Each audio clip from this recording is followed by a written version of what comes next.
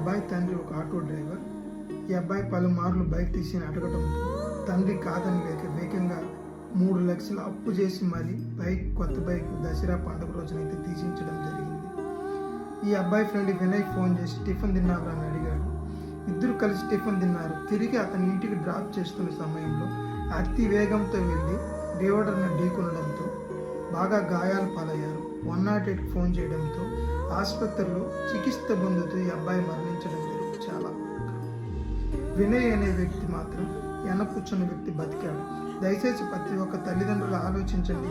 మీ పిల్లలు ఏదో అడిగారని తొందరగా నిర్ణయం తీసుకోవద్దు. దయచేసి ఆలోచించి నిర్ణయం తీసుకోండి. బైక్ చేస్తున్న ప్రతి ఒక్క రైడర్స్కు చెప్తున్నా, అతివేగం ప్రమాదకరమని గుర్తించండి. మీకోసం మీ ఫ్యామిలీ ఎదురు చూస్తుందని ఆలోచించండి.